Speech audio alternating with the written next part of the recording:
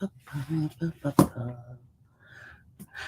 kia ora. Helen Brown's coming to you live from Surprise in Arizona. Welcome to Before the Dirt Nut podcast number 1486. Today is National Dog Day, and it has been a very productive and tiring day. So first of all, are you spoiling your dogs today for National Dog Day? Zeffie's got an extra treats today, and she has done really, really well today. I'm super proud of her, even with her leg bandaged up. When we were at the RV, she managed to get herself onto the engine hump and up onto the dashboard where her bed she still has a bed there, and she just laid there most of the day watching the comings and going of the street. Not that there was a lot, because it's in the quiet season at the RV resort right now. Next door, a neighbor came over and parked his truck out front of our RV so that we could load stuff into there, but we never got around to doing that. I will tell you this, I spent a ton of time packing today. We didn't get over there till just after 10. I think it was 10:30. Yeah, around 10:30 we got over there, and I left there just before 2 o'clock after doing a dump run, which is taking the trash to the trash skips, and I had a trunk load full of trash. And we ended up not using the neighbor's truck today. We're going to do that tomorrow morning, because it was like 2 o'clock. It's getting to the hottest point of the day, which is like, I think it was 108 it was meant to be today. We're inside the RV sweating like crazy because, the ACs can only do so much in RVs. They can't get you down into the 70s as much as you would like it. It doesn't quite work that way. And so we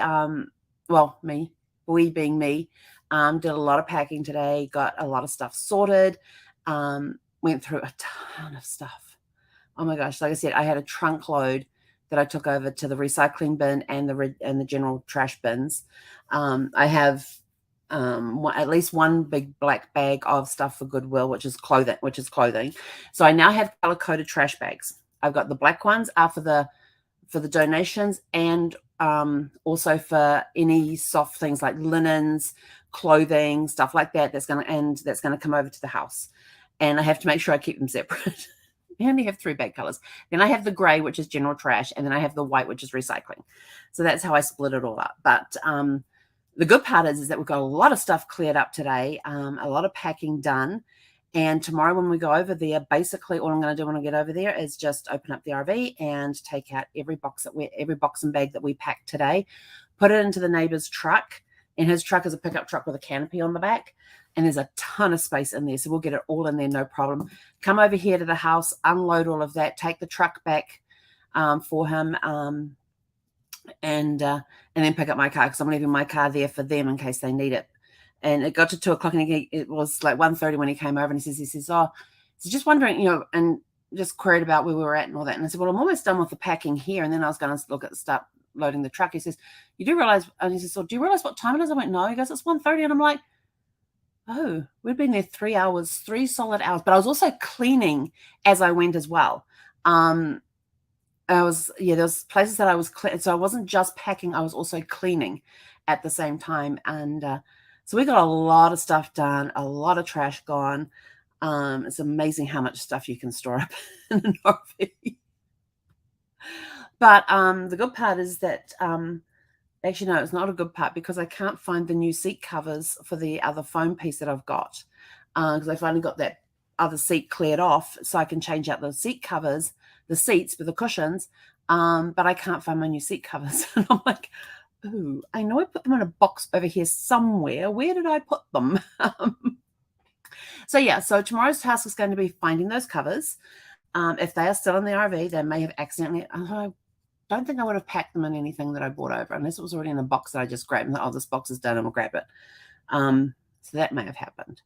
But I'm pretty sure they're still in the RV, and so we'll just keep an eye out for them tomorrow when we take everything. But tomorrow's plan is to get everything out that's already packed, which means that the RV will be clear for travel as far as the inside goes. There'll be nothing out.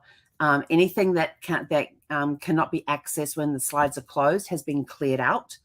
Any loose stuff that's been laying around and everything else has all been packed into boxes. So by the time we leave, I take the truck back tomorrow, all we need to do is get it started. that's the next thing, is to get it started. So we'll see if we can get it started. If not, I'm going to be over there Monday morning, first thing Monday morning, and seeing if we can jumpstart it. If we can't, I'm calling up Road Assistance to see if they can come over and put a new battery in there and take it from there, and see if they can also do the tire pressure. I do have a tire pressure thingy in my car, which reminds me, hang on, I think I brought that back. So tonight's job is to I actually have a tire pressure gauge that reads up to like 250 or something, 200 or something. It's designed for trucks and RVs, because we have a like 100, and I think the tires are supposed to be like 110, 120, somewhere around there, for the pressure. So I need something that gets up to that thing, and I do have, it's got a head on it like this, and then the length of it is like this. So I know I packed that, and I packed it in a bag, and I know which bag it's in. Kind of know which bag it's in. It's in one of those reusable shopping bags that are in the guest room. So I just got to find the bag and take that with me. And I also have in my car, I have one of those pumps that run off a cigarette lighter, and it does up to like 150, 200 pounds, whatever the thingy is for the tires. So we can get all those checked as well. My concern is the engine's been sitting for 2 years and not doing anything. So I'm not sure what the fluids are going to be like. I don't know what the gas is going to be like, anything like that. As long as it's roadworthy enough to get it to the storage unit, then we'll figure it out from there. Have like a mobile mechanic come in and change all the fluids or something. But it has to be out by Thursday. I think it's Thursday. Is Thursday the 31st? I think Thursday. Yeah, Thursday at the latest. It has to be out by then. So, yeah, but there was a lot of stuff done. So I am absolutely wrapped with how much we got done. I'm absolutely exhausted. I've already had an hour long, actually not even an hour long. I think I read for about 15 minutes and then had like a 45-minute nap. And I'm sucking back water like crazy. The pipes in the RV need to be flushed because I was filling up I ran the water for like 5 minutes and it was still coming out hot because the sun's shining down on the hoses and everything else. I think I need to change the filter in there. Yeah, I probably do need to do that. But then it was coming out yellow or brown or something like that. And fortunately, I had 2 16-ounce bottles with me, so I just threw one of those into the water bowl for Zeffie and gave that to her. And so I had to be careful with what I had in this bottle, which is 32 ounces, plus the 16-ounce bottle. But when we left, after we did the trash, while we're still at the trash thing, I opened up one of those electrolyte packs that I have, the LMNTs, and threw that into the bottle, guzzled that down in one go, and threw that into the recycle bin. And then we came home, and yeah, it's been quite the adventure. We got home like around 2:30, like around 3 o'clock. So we did stop at Culver's on the way home and got the mushroom Swiss burger, which I love their mushroom Swiss burger. It is so good. While I was at the window, I also asked for a cup of iced water as well because this bottle was empty. So I was able to half fill it with that and guzzled that down on the way home. But yeah, I'm going to go have some more electrolytes and then we're going to be off for although Zeffie's still on the bed asleep. I left her there. I told her she could stay there or come be on air with me. And so she hasn't appeared yet, but yeah, she's still asleep on the bed, which is unusual for her lately because if I've gotten up and walked out of the room, I just tell her, look, just stay here. I'll be right back. But she follows me anyway. But this time I said to her, you can stay here and sleep. I'm just going to go do my show. And then after that, we'll go for a walk. And so she's still laying in bed. She did have an exhausting day because there was a lot of times that she was up and wandering around. And I was trying to tell her, you got to rest your leg. You've got to rest your leg. The bandages are due to come off tomorrow, but I'm going to wait till after we've done all the running around and everything. Plus the car ride probably tired her out as well because she tends to sit when she's in the car so she can see out, and she likes to sit. Then she does lay down lately. Unless we're going on a log trip, then she'll sit down and sleep, lay down and sleep. But if we're on a short trip, she sits up. And of course, with her leg the way it is, she can't sit normally. So trying to keep her balance with the way that she has to sit right now with her one leg all bandaged up, it's a little more difficult for her and a lot more tiring. So I think that's why she's not following me as much around the house today. But yeah, it's gonna be good to get that stuff out of the RV, and then we just got to get it going. That's the only thing. Got to get it going so we can get it over to the storage place. And then everything else that needs to come out, I can take my time doing that, because at the storage we have access to the RV all the time, you know, whenever the gates are open. As an unlock, you still got to put your code in to get in, but whenever the gates are unlocked, you can come and go as much as you want to the RV. There's no power in your RV except unless you've got your generator going. My generator is crap; it doesn't work. And one time it did; it backfilled the RV with fumes. So yeah, we turned that one off because it had the gas thingy going. Oh, which reminds me too, I have a smoke detector that's in the bedroom. And I was told all the smoke detectors were hooked up to the power. I thought, okay, that's fine. The one in the bedroom has started beeping. I've had this vehicle for 4.5 years and never, ever, ever once heard the smoke detectors or any other detectors beep unless they were going off and making their little siren noises. But in the bedroom, there's a smoke detector there up on the thing, which is supposed to be wired into the thing, and now it's beeping. And I'm like, oh, I guess I'm going to have to change it. I've got no idea how to change it. Like, oh, okay. And I haven't even looked at it to see what type of battery I need. So we'll figure that out once we get to storage. But everything that, like all the dresser drawers are empty, the closet's empty in the bedroom, under the bed, storage is all now cleared out. Yeah, in fact, the whole bedroom, all the cabinets in the bedroom are all clear, whether I could get to them or not. They've all been cleared. The stuff's all packed up and in there, it just needs to be moved out. And all my office stuff is now packed up. The only thing that's still in the RV is whatever's in the cabinets and under the couch, and that's in the living area. So that's not going to take much for me to pack all that up. Yeah, the fridge and freezer are clear. I just got to de-ice them. They got some ice build up in there, so I have to. Oh, I shouldn't have brought the hairdryer home. Damn it! Now I've got to find the hairdryer. It's in a box. Because it's really good for defrosting the freezer and the thing. But once I get that defrosted, I don't want to turn it off now because there is a bit of buildup of ice in the back of the freezer as well as in the refrigerator. And even though there is drainage in the freezer and in the refrigerator for any water that drains off, this is going to be way too much. It's going to end up flooding out the RV. Ask me how I know. So what I need to do is go in there, chip it out, and get as much out as I can physically into a container. Fortunately, I haven't packed all my containers because there's some that are up in the cupboards, and get as much of that out as I can. And then what I'll do is I'll put a couple of towels in there and turn the fridge freezer off after that, after I've got rid of a majority of the ice that's in there. Once I get rid of a majority of it, then I can turn the fridge and freezer off. I'll put a couple of towels in each one to help get the water, and then the temperature. And of course, we are tomorrow starting back into extreme temperature warnings, excessive heat warnings start tomorrow. I'm like, oh, jeepers. Today was 108. So it's going to be even hotter. So I want to get over there as soon as we can in the morning so that we can get out of there before. Oh, it actually got to 112 today. Oh.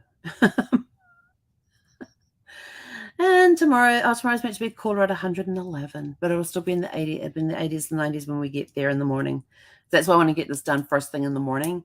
Get over there, get the stuff out of there, and do that. And then, yeah, Monday, Tuesday, we're at 113 both days, down to 108, and 103 on Thursday. So, oh my goodness, we're dropping to 98 on Friday.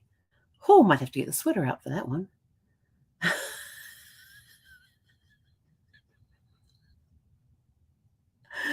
Oh my goodness. Let's have a look at what we've got coming up in, probably about the last week of September. We're meant to be consistently below 100. And of course, we're into October. But of course, still no rain. I know that some areas in southern Arizona got hit really bad with rains and all of that. But up here in Phoenix, we're on day 100 and, I don't know, I guess we're up to 160 something days since the official start of monsoon season. And we've had nothing measurable. Nothing measurable. I mean, I look at the thing and go, oh, it's going to rain today. And then it goes, expected precipitation is 0.04 inches. Like, how much is that? Switch to millimeters. Be much easier to read. I can understand millimeters. But anyway, so that's it from us for today. Hope you've had a super fantastic sparkling Saturday today. That it was productive as well. It was a lot. That it was a lot of fun. I'm just exhausted, and I've sort of go walk the pup and then figure out what we're going to do for dinner. I don't know. And I must remember to take my spare key with me tomorrow because I have my car key and my house key on the same keychain, and I have to leave that with the neighbor, but I can't leave the house key with them because I need to get into the house. Which reminds me, I need to take the remote control for the garage out of my car too tomorrow. Actually, no, I don't need to do that because I can use the keys to get into the house because I'll be parking on the street. Use the keys to get into the house, and it's not going to take long to unpack the truck. It may take us 30 minutes because of the heat and slowing us down and all that sort of stuff, but I just plan to. Actually, I don't plan to put it in the garage. I have a whole bunch of boxes. I need to find a cardboard recycling place. What I need to find. I've got so many boxes piled up out there, and they're all broken down. And like I've got select boxes that have been used. I've got that hold nothing but broken down boxes in them, just to keep them contained. Actually, if I can find a cardboard recycling place, then I can dump all of that stuff into the back of the truck tomorrow on the way back. There's an idea. Cardboard recycling, and get rid of all of that at once. Cardboard recycling. All right, got that written down. Now I'm going to go find it. Anyway, hope you are spoiling your dogs today for National Dog Day. Zeffy's had some extra treats today. I actually found a bark box that was unopened in the RV today, which probably came close to which I think was May's box. That might have been the one from May. So we'll bring that over here and get her to open it and see what she thinks about what's in there. I have no idea what's in there. She hasn't opened a bark box for a while, but then she's supposed to be keeping quiet for the next couple of weeks. So I can't really go spoiling her rotten on things when she doesn't have the energy to burn off excess. She's not allowed to run around right now. I mean, taking her for a walk and trying to keep her to a walk and not a trot and making it short is not an easy task when you have a dog that has high energy. She's still like, oh, we're off for a walk. And she starts trotting away and darting over here and darting. I'm like, no. So I have to figure out how to, we've got to work on that the next couple of weeks, is keeping her calm and walk speed, not trotting speed. So I have to slow down my walking pace, and she speeds up. Yes, she doesn't like walking slow. She does not like walking slow. She's doing really well with the pain pills. They're just these square things that I just break in half, put it on my hand, and she thinks it's a treat. I tell you, best pain pills ever. And we're keeping her. She gets it every 12 hours, so 7 a.m., 7 p.m. every day. And we've got to do that for the next 14 days. And tomorrow and Monday, I have to call up and make an appointment for her in 2 weeks to go back and get her stitches taken out. And that's when the fun is going to start, when the bandage comes off and the stitches are airing, trying to keep her from licking them, biting on them. Cone might have to go on. Yeah, that's going to be fun. But she's been doing really good. She's left the bandages alone, completely alone. She hasn't gone after them. She's sniffed them. Like, I watched her. She's sniffed along them and like licked her toes at the end. She's got two little claws poking out at the end of the bandage there, and she just sort of like licked them. I was going to say, it's okay. But that's as much as she's done with it. Otherwise, she all of her jumping she does on 3 legs with 1 back leg and 2 front legs. And when she goes down, it's 2 front legs, 1 back leg. Then she'll put the bad leg down. So she's worked that out herself for getting up and down. So I'm very proud of her, and very proud of how she's been doing with this whole thing of not going after the bandages.